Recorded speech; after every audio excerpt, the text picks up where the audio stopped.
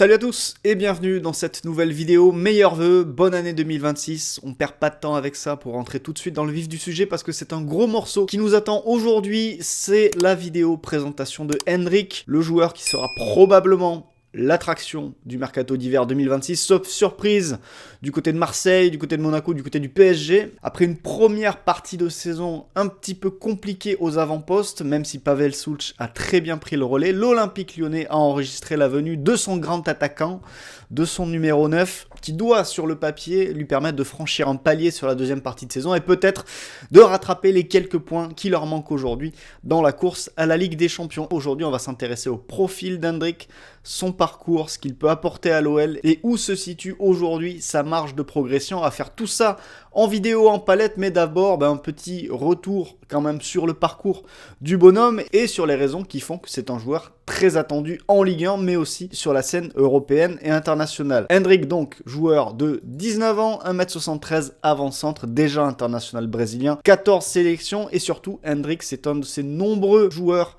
recrutés par le Real Madrid avant ses 18 ans et qui a rejoint Madrid justement au moment de ses 18 ans, c'était en juillet de la saison dernière. Comme vous le voyez, Endrick, le Real a déboursé 47,5 millions d'euros pour le faire venir. Un recrutement qui s'est fait dans la lignée de ceux de Vinicius en 2018, Rodrigo en 2019, Mastantuono l'année d'après. Des réussites pour les deux premiers, un échec, Régnier, que l'on voit un peu plus bas ici, qui est déjà reparti au Brésil, il me semble, après plusieurs prêts qui n'ont pas forcément fonctionné. Bref, le Real continue. Un des premiers à l'époque, c'était Marcelo en 2006, comme vous le voyez, mais les montants n'étaient pas les mêmes.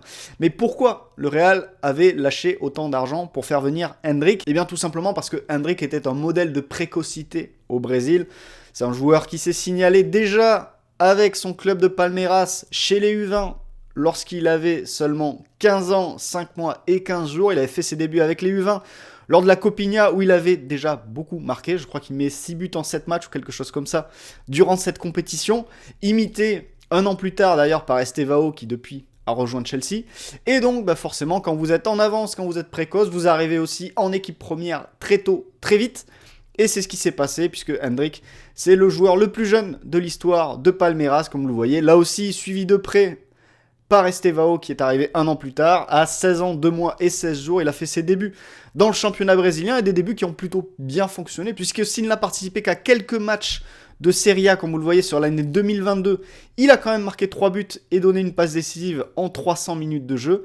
Et surtout, sa grosse saison avec Palmeiras, c'est la saison 2023. 31 apparitions en championnat, 11 buts marqués, un titre de champion aussi du Brésil à ce moment-là, tout comme il avait remporté le championnat U20 avec son équipe l'année précédente, et tout comme il avait aussi participé en partie au titre en 2022 de Palmeiras. Bref, quand le Real va chercher Endrick, il va chercher un joueur qui a déjà tout gagné au Brésil, à défaut d'avoir tout gagné en Amérique du Sud, vu qu'en Libertadores, ça ne s'est pas concrétisé. Justement, maintenant, on va détailler ce qui s'est passé lors de l'année 2023 avec la fiche complète du joueur. Je le rappelle, à ce moment-là, Endrick n'a que 16 ans, et il était déjà, comme vous le voyez, évalué comme un bon titulaire en première ligue, avec une finition en plus supérieure à ce qui était attendu, puisqu'il a marqué 11 buts sur 7,6 expected goals, et un radar plutôt complet, avec certes pas mal de buts, mais aussi beaucoup de passes décisives potentielles, donc des expected assists, et aussi un joueur qui excellait en termes de dribble, et qui faisait partie déjà, tout simplement, des meilleurs joueur du championnat brésilien à son poste, à l'âge de 16 ans, et des comparaisons intéressantes avec Mohamed Amoura et Loïs Openda. Je ne vais pas vous faire croire que je peux vous parler de la comparaison avec Hollerbach, parce que je ne connais pas le joueur. En revanche, Amoura et Openda, on a une petite idée du style d'attaquant que ça pourrait être, et ça on va en parler un peu plus tard dans la vidéo. Alors après cette année 2023 incroyable, la saison 2024 va être un petit peu plus compliquée pour Endrick. Il lui reste 6 mois à faire avant de rejoindre le Real Madrid. Peut-être qu'il n'a plus forcément la tête à Palmeiras. Toujours est-il qu'il va beaucoup moins jouer, comme vous le voyez, sur l'année 2024. Et finalement, donc comme je le disais, en juillet, il rejoint le Real Madrid pour vivre sa première saison en Europe. Une première saison un petit peu compliquée. Il va devoir se contenter d'une saison avec seulement un but en Liga, une passe D en Liga et un but en Champions League. Donc très peu de temps de jeu et ça n'est pas allé en s'améliorant lors de la saison 25-26, puisqu'il n'a quasiment pas joué depuis le début de la saison. Xabi Alonso lui préférant notamment Gonzalo Garcia quand il s'agit de faire tourner devant. Néanmoins, le temps de jeu qui a été offert à Hendrick sur la saison 2024-2025 a été suffisant pour qu'il apparaisse sur notre base de données et qu'on puisse le comparer avec d'autres attaquants au même âge, c'est-à-dire de 18 ans ou moins, qui ont joué suffisamment sur la saison 24-25, et ça nous donne ce quatuor, donc dans lequel on retrouve Hendrick, Eli Kroupi, Eric Koizek et Christian Kofané. Pas besoin évidemment de présenter Eli Kroupi, plus besoin désormais avec la Coupe d'Afrique en cours et le parcours du Cameroun de présenter Christian Kofané. Néanmoins, et pour ceux qui voudraient connaître Eric Koizek, je vous conseille les matchs de Wolfsberger en Autriche pour aller jeter un coup d'œil à cet attaquant qui risque de faire parler de lui et d'agiter quelques gros clubs lors des prochains mercato. La conclusion de cette première partie, c'est que Hendrick, malgré un temps de jeu très réduit, a confirmé ce qu'il faisait au Brésil avec un seul bémol finalement, c'est sa finition qui a été beaucoup moins bonne que lors de l'année 2023, puisqu'il a terminé la saison avec un seul but marqué en Ligue 1, on l'a vu tout à l'heure, malgré 2,6 XG obtenus. Dès lors, même si on a affaire à un échantillon très réduit en raison du temps de jeu du Brésilien, ça va être le premier thème de cette vidéo, le premier thème de nos palettes, la finition de Hendrick. Est-ce qu'elle pose question? Quand on est attaquant, quand on est buteur, on se cherche souvent des gestes signatures. Vous avez l'enroulé de Thierry Henry vers la lucarne opposée. Vous avez l'inverse avec le tir de Mbappé qui ferme son pied au dernier moment pour tromper les gardiens de but. Bref, tous les grands attaquants, à un moment donné, ont un geste signature, mais tous les grands attaquants ont aussi une certaine capacité à varier. Si Mbappé ferme son pied, c'était pour tromper des adversaires qui s'attendaient justement à ce qu'il la mette dans le petit filet opposé à la Thierry Henry. Chez Hendrick, aujourd'hui, il y a déjà un geste signature qui est une évidence quand on se penche juste sur ses highlights et sa manière de frapper. C'est sa frappe puissante, coup de pied, ça part vite, ça part au sol, c'est à ras de terre, c'est difficile à gérer pour les gardiens, c'est pas forcément très bien placé, mais ça part tellement vite que les gardiens de but, souvent, essayent de se coucher, mais ne peuvent que constater les dégâts. Et cette frappe coup de pied, Hendrick l'a beaucoup fait, et Hendrick la recherche beaucoup, et Hendrick peut-être la recherche un petit peu trop. Alors c'est vrai que quand on a un geste signature, on a envie d'y aller très rapidement. Là, l'ouverture existe, il tente sa chance, ça passe juste à côté. On ne peut pas forcément le blâmer. Là, en revanche, il se retourne et il est capable, c'est un de ses points forts, de déclencher très très rapidement. Sauf que là, vous avez un défenseur qui a parfaitement anticipé et qui vient contrer assez facilement la tentative parce que Hendrick, à ce moment-là, est lisible. On sait ce qu'il va faire. Là encore, on connaît sa préférence. Il va revenir sur son pied gauche, et là vous avez deux joueurs qui l'attendent, et un troisième même qui se situe sur la ligne de tir, et qui est capable de renvoyer le ballon. Et là finalement c'est contré grâce au deuxième joueur. Et quand il essaye de varier, ça peut parfois manquer de justesse, comme par exemple ici quand il tente un lob complètement raté, alors qu'en plus Arda Güler est juste à côté de lui, et demande la balle pour la pousser au fond des filets. Mais aussi quand il essaye les fameux plats du pied que j'évoquais, de Thierry Henry tout à l'heure, au niveau du plat du pied, avec le pied gauche, c'est difficile à lever, c'est difficile à placer, ça part fort, mais on sent pas une vraie capacité à mettre des buts avec cette surface de pied aujourd'hui. Même si ça part fort au sol et si le gardien l'attend bien, c'est difficile de conclure. Et parfois même, on se demande si la surface de pied, Hendrick la maîtrise complètement. Comme par exemple ici, sur cette remise, on peut s'attendre assez naturellement à un plat du pied enroulé qui finirait dans la lucarne opposée. Et finalement, au moment de la frappe, on ne sait pas trop avec quelle surface de pied ça part très fort, mais on ne sait pas vraiment comment, et du coup ça finit au-dessus du but parce que trop de puissance. Donc une fois qu'on a vu ça et qu'on a vu d'autres vidéos, je vous renvoie vers d'autres highlights que vous pourrez aller voir sur YouTube et sur d'autres chaînes. Quand vous enchaînez beaucoup de tirs de Hendrick, on se rend compte que sa palette au niveau de la finition est aujourd'hui assez limitée. Il peut frapper très fort, il peut frapper pied gauche, il peut frapper pied droit, oui, mais dès qu'il y a d'autres surfaces de pied, dès qu'il faut faire preuve d'un peu de finesse à la finition, on sent qu'il y a une vraie marge de progression pour le joueur et que cette palette-là, il va falloir qu'il réussisse à l'étoffer pour franchir un véritable palier en Europe. D'ailleurs, tout à l'heure, je vous parlais de la sous-performance de Hendrick devant le but lors de sa première saison au Real Madrid. Il était à 2,6 XG pour un seul but marqué. Mais j'avais introduit dans une autre vidéo la notion des XG cadrés qui permettent de noter la qualité justement de la frappe. Je rappelle ce que c'est rapidement. là on est sur la fiche de Hendrik. On prend un tir, par exemple son seul but en Liga face à Valladolid la saison dernière. Il a un expected goals de 0,04, donc vu la position de tir, il a 4% de chance de marquer. Et il a transformé ce tir où il avait 4% de chance de marquer grâce à sa finition, la puissance de la frappe et la manière dont elle est partie et dont elle a été placée. Il a eu 17% de chance de marquer après la frappe. Donc voilà, XG cadré. Donc là, sur cette frappe-là, Hendrik a bonifié sa position de tir. Mais quand on prend l'intégralité de ses tirs, vous voyez, ça fait 2,47 XG chez FotMob, et on se rend compte que les XG cadrés, le total, pour un attaquant qui finit bien ses actions, le XG cadré devrait être supérieur au XG de base. Et on se rend compte chez Hendrik, sur ce petit échantillon en Espagne, que le XG cadré est bien inférieur, puisqu'il a 1,38 par rapport aux 2,45 expected goals obtenus. Donc on lui a offert, ses coéquipiers lui ont offert, et ses déplacements aussi lui ont offert 2,45 expected goals, et la qualité de sa finition, ou plutôt le manque de qualité de sa finition, a fait qu'il en a perdu plus d'un en raison de ses tentatives. Et on peut aller un petit peu plus dans le détail de l'analyse en se penchant sur les zones visées par Hendrik lorsqu'il tente sa chance au niveau des tirs cadrés. Et on se rend compte ici qu'il y a beaucoup de tirs au sol. Il y a un tir dans l'axe, là on est sur ses tirs pied gauche. Au niveau des tirs pied droit, si on fait la même chose, on est un petit peu mieux placé, mais on est loin de viser les zones dans les lucarnes, etc. Et justement, quand on va chercher sa saison, où il y a quand même un échantillon plus grand en 2023 au Brésil, c'est quand même un échantillon plus intéressant à creuser. Vous voyez là, il y a 50 tirs, 11 buts en 8,3 XG. Pour le coup, cette saison-là, il a amélioré ses XG par rapport aux XG cadrés. Mais ce qui est intéressant, c'est quand on va dans le détail, c'est qu'il y a beaucoup de frappes placées en bas à droite, comme vous le voyez. Et là encore, c'était sur coup de pied arrêté cette fois-ci. Là, c'était de la tête. Là, cette fois-ci, c'était pied gauche et c'était bien placé. Mais là, vous voyez que sur les tirs placés à droite, on a 2 coups de pied arrêtés. On a un but de la tête. Et à gauche, on a un but sur une phase de jeu normale. Mais le fait est que, si vous regardez bien où est-ce que Hendrik place ses tirs, comme je vous le disais, c'est très au sol. Il y a une majorité de tirs au sol.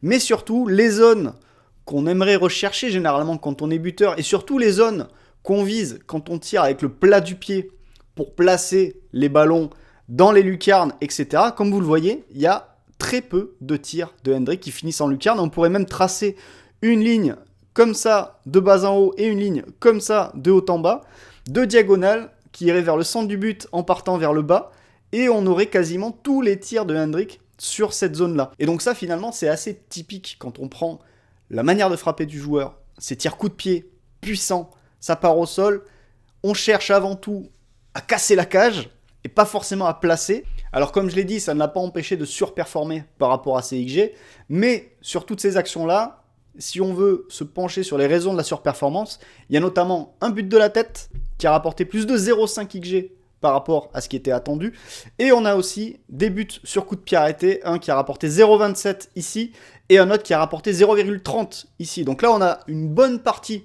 la surperformance de Hendrik à la finition, qui se résume à des coups de pied arrêtés, et dans les petits filets, comme on les a vus, et aussi donc un but de la tête. Bref, si vous êtes un adversaire de Hendrik dans les prochaines semaines et les prochains mois, deux petites choses. Si vous êtes défenseur, fermez-lui le pied gauche, parce qu'il peut déclencher très vite là-dessus. On a vu aussi qu'il pouvait partir pied droit, mais fermez avant tout le pied gauche. Et si vous êtes gardien de but, je sais pas, faites des spécifiques pour vous apprendre à vous coucher très vite. Ça peut servir quand on affronte le Brésilien, en tout cas pour l'instant. Alors après le Hendrik finisseur, on va se pencher sur le Hendrik attaquant. Comment obtient-il ses occasions? Quels sont ses points forts? Quelles sont ses qualités? Et là, je vais refaire appel à la fiche de Hendrik tout à l'heure présentée.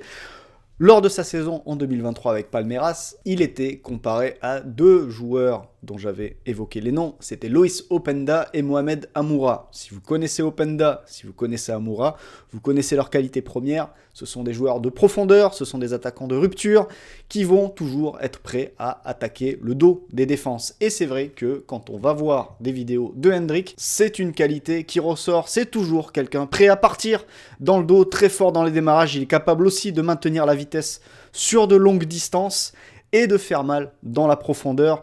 Et là où il fait très mal, c'est sa capacité à très vite passer de 0 à 100. Là, il va faire l'appel contre appel, il démarre, le défenseur va le rattraper, mais il va réaccélérer ensuite. Et là, il va faire très très mal. Et malheureusement, derrière, ça ne conclut pas. Mais là où Hendrik est très fort, justement, sur ces moments, et c'est ce qui fait la force aussi de Hamura ou de Openda, c'est que Hendrik est très fort sur le changement de statut ici.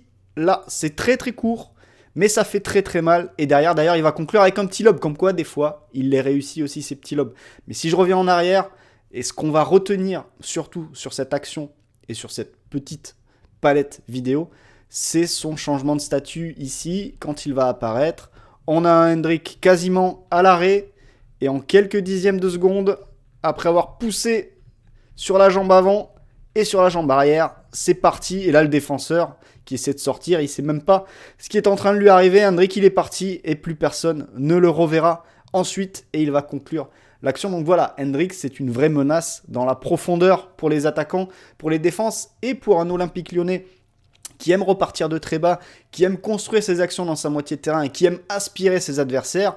Avoir un joueur de profondeur comme Hendrik, forcément, ça devrait se marier assez bien avec le projet de jeu de Paulo Fonseca. Néanmoins, là aussi, et je pense que vous commencez à comprendre le thème de cette vidéo, on montre un point fort, la frappe coup de pied, et on parle d'un point faible. Là, on a montré un point fort, les prises de profondeur, et on va évoquer un nouveau point faible, ou tout du moins un axe de progression, puisqu'on parle d'un très jeune joueur qui va être amené à progresser. Peut-être que du côté de l'OL, avec la nouvelle cellule de développement individuel, on pourra l'amener plus loin sur certains aspects. Ici, certains diront peut-être que je chipote, ça reste, je suis ouvert au débat là-dessus, mais je vais essayer de vous prouver que Hendrik, dans la profondeur, il y a encore des choses à faire, et on peut aller chercher un joueur encore meilleur. Ici, il est lancé dans la profondeur face à Getafe. Et en fait, ce qui me gêne dans certaines situations avec Hendrik, c'est que sa première touche de balle va lui faire perdre de la vitesse.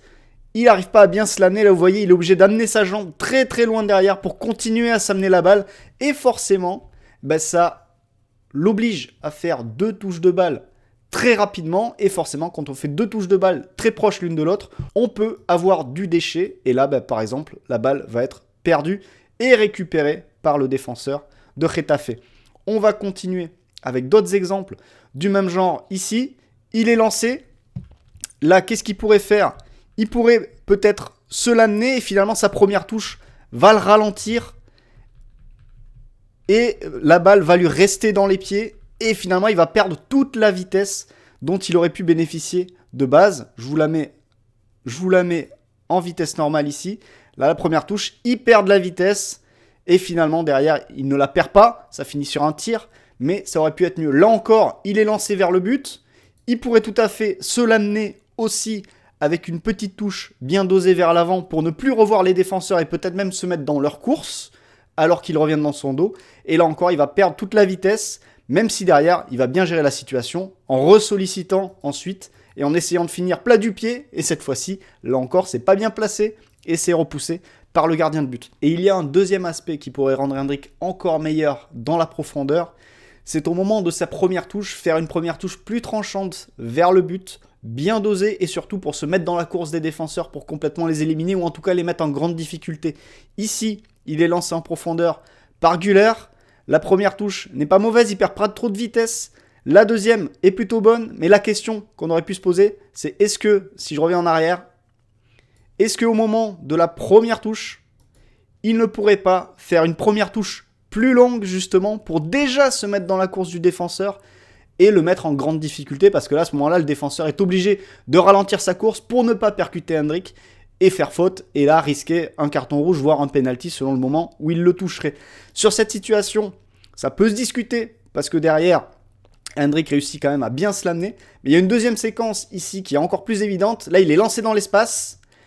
Là, sur cette situation précise, s'il décide de se l'amener un peu plus vers la droite, certes, il ne se l'amène pas sur son meilleur pied, mais après, il pourrait toujours se réajuster. En tout cas, s'il se l'amène vers la droite, qu'est-ce qui se passe? Il se met dans la course du défenseur, le défenseur est obligé de ralentir, sinon il fait faute, et il y a probablement carton rouge.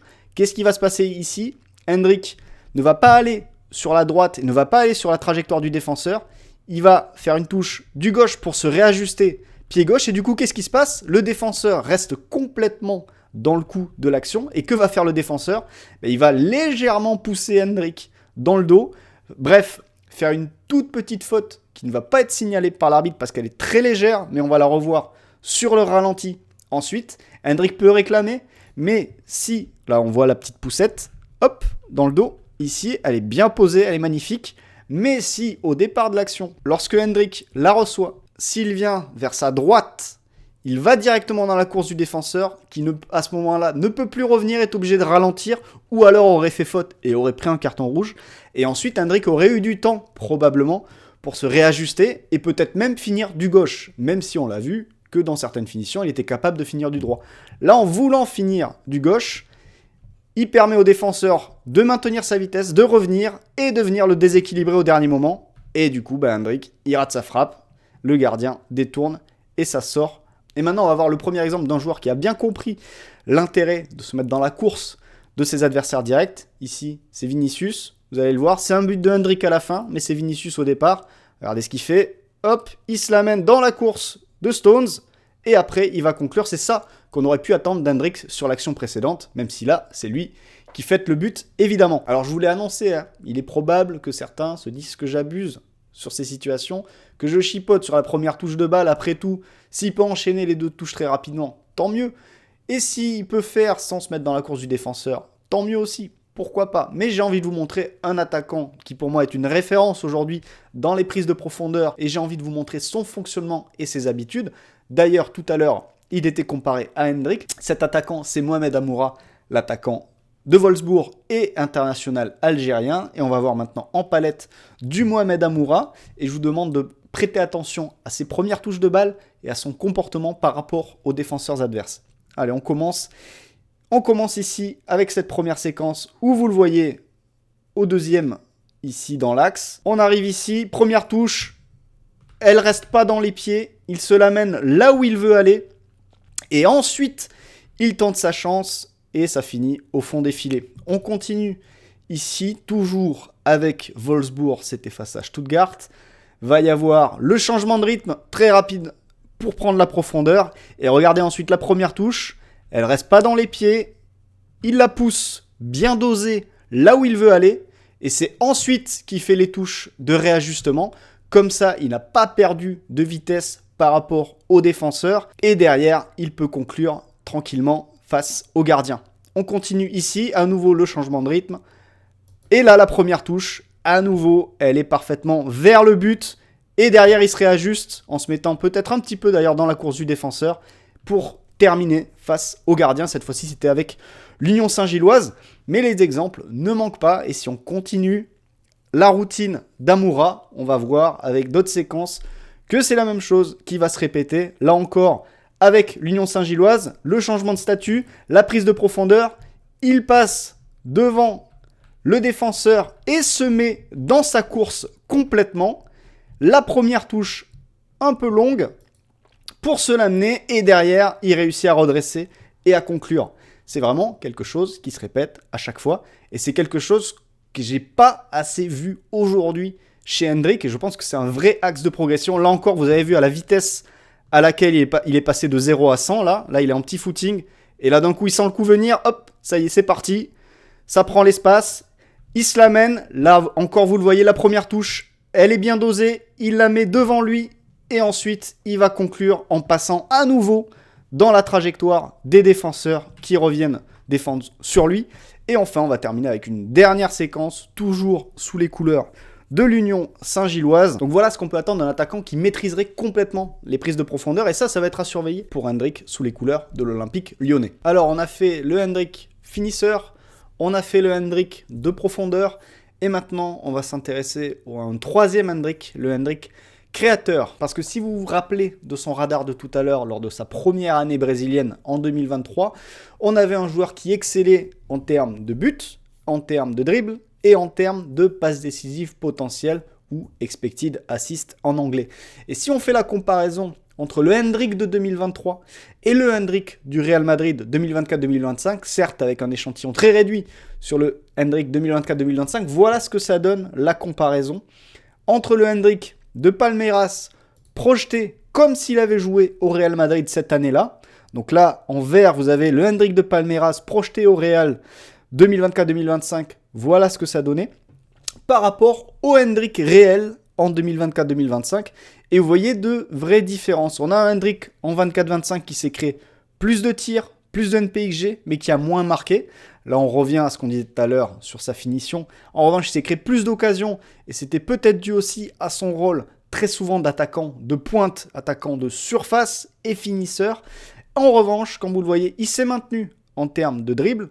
Par contre, ça a vraiment baissé en termes d'expected assist et passes décisives potentielles, puisque là, il était top, ou quasiment, et finalement, il s'approche désormais de la médiane, ou en tout cas, il est rentré, on va dire, dans le rang en termes de création par la passe. Et d'ailleurs, quand on va rentrer dans le détail des expected assists délivrés par Endrick entre le Brésil et l'Europe, on a Endrick qui est à 0,14 expected assists au Brésil, et ce chiffre tombe à 0,05 expected assists sur sa période madrilène. Alors pourquoi cette baisse? Déjà, il y a peut-être un début de réponse dans le rôle tenu par Endrick au Real Madrid, soit à la pointe de l'attaque, soit en tant qu'ailier sur le côté droit, par rapport au Brésil, où très souvent, sur la fin de saison notamment, sur la fin de l'année 2023, Endrick évoluait dans une attaque à 2, dans un rôle axial côté droit, et avec en plus le soutien d'un numéro 10 et le soutien d'un piston sur le côté. Bref, il avait beaucoup plus de solutions autour de lui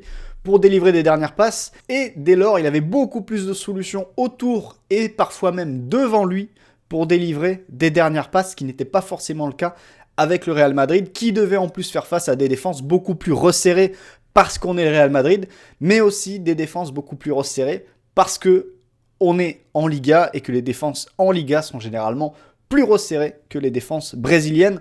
Et justement, petit florilège d'exemples qui montrent que c'est peut-être plus facile au Brésil de délivrer des expected assists qu'en Europe. Ici, c'est quand même facile, un peu trop facile pour lui, de se retourner vers l'intérieur.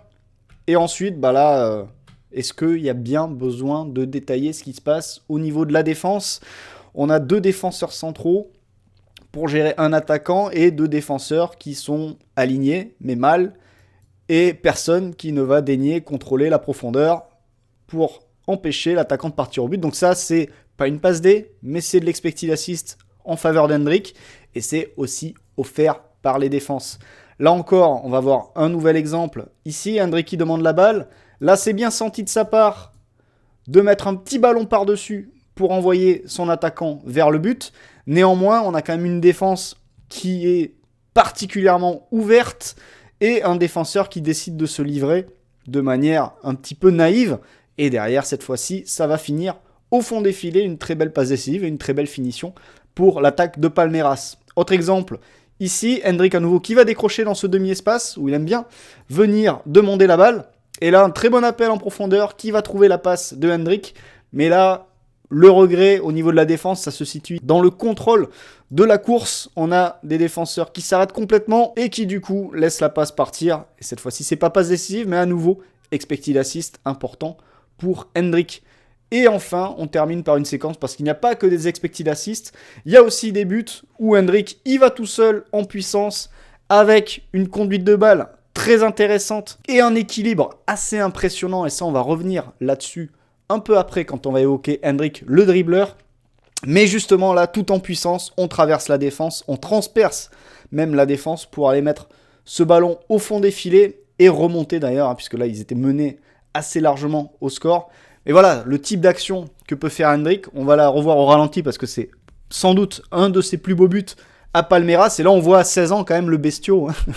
On va rentrer un petit peu dans le détail sur le profil physique du bonhomme après. Mais dans l'accélération, dans l'équilibre, la résistance au contact, etc., quand il est lancé, c'est très très difficile. Et on a encore cette finition en puissance, coup du pied, qui part très fort, qui part au sol et qui trompe le gardien de but. Enfin, qui trompe pas le gardien de but vu qu'il est sur la trajectoire, mais ça part tellement fort comme un petit coup de canon que le gardien ne peut la dévier ailleurs que dans son propre but. Au final, cette dernière action, elle me permet d'introduire un petit peu le classement qu'on pourrait faire des joueurs brésiliens depuis les années 2000 et même auparavant. Mais il y a une petite séparation quand même dans, on pourrait dire la branche d'évolution des joueurs brésiliens, où vous allez avoir d'un côté les Richarlison, Vinicius et de l'autre les Neymar, Ronaldinho. Vous voyez, il y a des Richarlison, Vinicius où on a avant tout une dimension physique qui va entrer en ligne de compte. Il y a peut-être mieux que Richarlison d'ailleurs en exemple, au-delà de Vinicius, mais là c'est les deux qui me venaient en tête. Et de l'autre côté, vous allez avoir les Ronaldinho Neymar, où là on va avoir plus de finesse technique, plus de souplesse aussi dans la cheville. C'est peut-être ça aussi qui fait la différence entre les deux catégories. Toujours est-il que Endrick aujourd'hui, je pense que vous avez compris qu'il tenait plus de Vinicius que de Neymar, et justement ce côté insatiable qu'on va retrouver aussi dans ses dribbles. Bref, aujourd'hui, du côté de l'Olympique Lyonnais, il ne faudra pas s'attendre à un Endrick avant tout créateur. On a un finisseur, un joueur qui va amener de la puissance, qui va amener du dynamisme sur la ligne d'attaque, mais il ne faudra pas s'attendre à des caviars ou à des passes décisives. Ça va plus être du registre de Malik Fofana lorsqu'il va revenir de blessure. Endrick, ça va être la force brute à court terme, et ça on va le retrouver aussi dans ses dribbles. Et là les latéraux et les défenseurs de Ligue 1, il va falloir qu'ils s'y préparent. Parce qu'il y a une chose qui caractérise Endrick, le dribbleur. On a fait le créateur, on a fait le profondeur, on a fait le finisseur, maintenant place au dribbleur. C'est que c'est quelqu'un qui rate.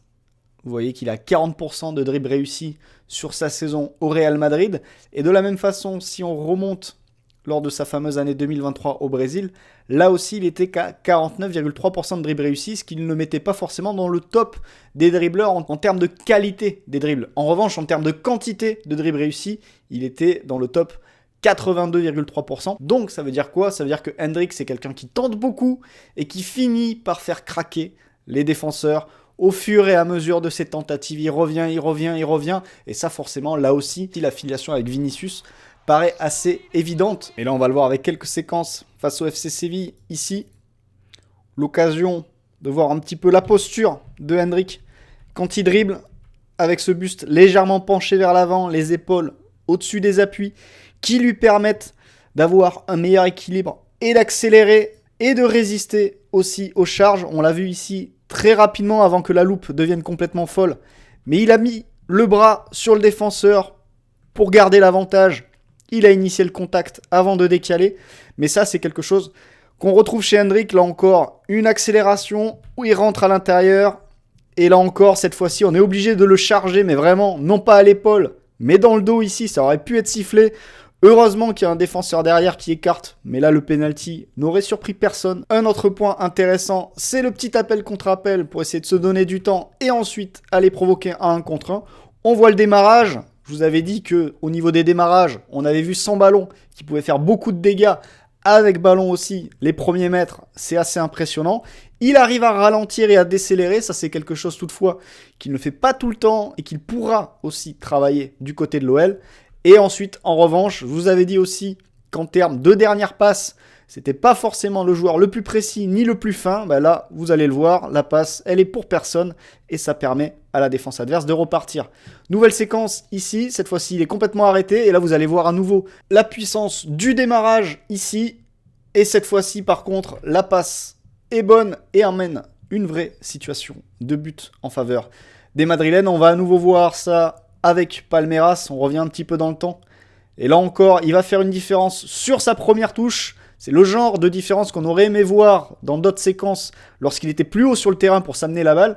Là, à l'arrivée, la résistance au contact et au retour du défenseur. Il arrive à garder l'équilibre et à glisser ce ballon. Malheureusement, cette fois-ci, ça ne se transforme pas en passe décisive ou en tir ou du coup en expected assist. Mais ça, on va le revoir sur une dernière séquence ici où il va attendre le défenseur qui se livre pour s'amener le ballon et à nouveau remettre un petit coup dans la course. C'est exactement ce genre d'action qu'on attendrait de lui justement dans ses prises de profondeur un peu plus haut sur le terrain et qu'on attend de voir. Et en revanche, on voit qu'il arrive à le faire sur le côté. Donc ça rend forcément optimiste sur sa capacité à le faire lorsqu'il sera en pointe et lors de ses prises de profondeur. Donc là, évidemment, nous étions sur un Endrick excentré sur le côté, mais c'est vrai que son rôle du côté de l'Olympique Lyonnais va être un rôle de base probablement plus axial. Et dans l'axe, Endrick, dans le jeu, ne s'embarrasse pas trop, en tout cas du côté du Real Madrid, ne s'embarrassait pas trop, et on avait plutôt un Endrick qui cherchait l'association très rapide avec ses partenaires, le jeu en remise, pour reproposer quelque chose. Ensuite, on va le revoir ici sur cette séquence, on l'avait vu tout à l'heure aussi avec Vinicius. Voilà, une remise, et derrière on attaque la surface pour essayer d'offrir une solution, parce que c'est vrai que quand il s'agit de garder le ballon, et bien parfois la première touche, on a déjà évoqué ces soucis de première touche parfois, là ça peut être compliqué, première touche qui rebondit, il se fait prendre par le défenseur et la balle peut repartir pour les adversaires. Et là, une dernière séquence où au contact, là aussi, il va subir un petit peu les choses, il va subir un petit peu les événements, il va perdre l'équilibre et il va perdre le ballon. Donc voilà, dans le cœur du jeu, Hendrick a encore besoin de se développer, utiliser plus les bras pour se caler sur ses adversaires, prendre la position. Je pense que malgré sa taille, c'est quelqu'un qui peut vraiment développer cet aspect dans son jeu et devenir quelqu'un très solide sur les appuis pour résister aux charges, se retourner, peut-être pas carrément faire du Lacazette ou du Undav, mais dans l'idée, être quelqu'un qui peut prendre la position, peut-être s'enrouler à terme autour des défenseurs, mais pour ça, il va falloir beaucoup plus utiliser les bras, être plus solide aussi en haut du corps pour accompagner justement ces jambes qui sont déjà très solides et bien ancrées dans le sol. Alors maintenant, une question se pose, c'est l'utilisation d'Hendrick sous les couleurs de l'Olympique lyonnais. Peut-être que la victoire de l'Olympique lyonnais sur la pelouse de Monaco donne un indice quant aux ambitions de Paulo Fonseca avec l'arrivée d'Hendrick. L'OL avait évolué en losange ce jour-là avec Pavel Sulch et Moreira devant, avec même un Abner dans une position assez surprenante de milieu relayeur qui ne l'a pas empêché de marquer un but. Mais c'est vrai que cette configuration-là, avec deux attaquants de pointe et un numéro 10 en dessous, c'est peut-être la seule configuration qui permettrait à court terme à Paulo Fonseca d'intégrer Hendrick tout en conservant Pavel Sulch dans une position avancée. Parce que c'est vrai que Sulch, depuis qu'il est arrivé, quand il a été sur le côté droit, il a parfois été en difficulté, il a souvent été neutre. En revanche, il prend toute son envergure quand il est près de la surface, près du but adverse pour marquer. Et ça, on a vu sur la première partie de saison qu'il savait parfaitement le faire. Ce losange-là, c'est peut-être comme ça que Hendrick va être intégré à l'effectif lyonnais, intégré à la rotation, intégré dans le 11 de départ. Et ensuite, une nouvelle question se posera quand l'OL récupérera Malik Fofana, quand l'OL récupérera aussi Ernest Nuama.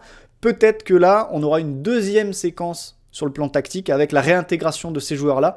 Mais c'est vrai que si on prend aujourd'hui l'effectif lyonnais et qu'on imagine le 11 idéal intégrant Hendrick et intégrant ces deux retours, je pense que la configuration la plus logique, ce serait la ligne de 4 qui a fait le travail sur la première moitié de saison, 3 milieux de terrain avec Tolisso, Morton et un troisième homme selon ce qui se passe lors du mercato.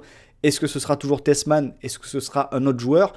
Pavel Sulch, possiblement en numéro 10. Et devant, personnellement, j'irais peut-être vers un tandem Fofana-Hendrick, sans oublier Afonso Moreira aussi qui serait capable de tenir ce rôle, avec finalement des attaquants chargés d'être des menaces dans la profondeur lorsque le bloc est bas, mais ensuite, lorsque le bloc s'installe dans le camp adverse et a des possessions plus avancées, peut-être avoir un Hendrick excentré à droite, un Fofana excentré à gauche et un Sulch qui prendrait finalement cette position d'avant-centre en position avancée pour être présent dans la surface et à la finition. Évidemment, tout ceci serait mouvant en fonction du comportement des latéraux lyonnais qui pourraient aussi s'ajouter à ça pour changer les positions.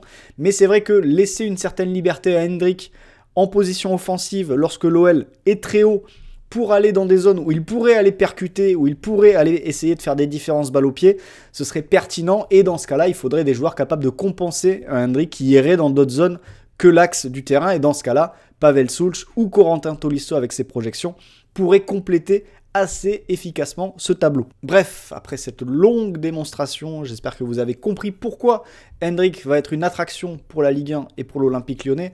Un joueur qui peut être frisson, mais un joueur qui a beaucoup d'axes de progression encore pour s'adapter à la fois à la Ligue 1 et aussi plus largement au football européen. Et une grande question, c'est est-ce qu'un joueur avec ce gabarit, malgré des qualités physiques qui sont assez impressionnantes, on l'a vu avec ses démarrages, sa vitesse de pointe, son équilibre, sa puissance, il y a encore beaucoup de choses sur le plan technique qui sont améliorables et qui pourront lui permettre de franchir des paliers et de devenir le grand attaquant, pourquoi pas, du Real Madrid à son retour de prêt. En tout cas, il y a beaucoup de travail et ça va être très intéressant de suivre sa trajectoire rien que sur ces 6 mois du côté de l'Olympique lyonnais, puisque l'Olympique lyonnais a mis l'accent justement sur le travail individuel. Paulo Fonseca en a parlé dans une interview récemment, et Adrien Tarascon, qui est un spécialiste justement dans ce domaine, a rejoint la cellule technique du club. Et donc pour toutes ces raisons, ça va être très intéressant de suivre l'évolution d'Hendrick à l'OL.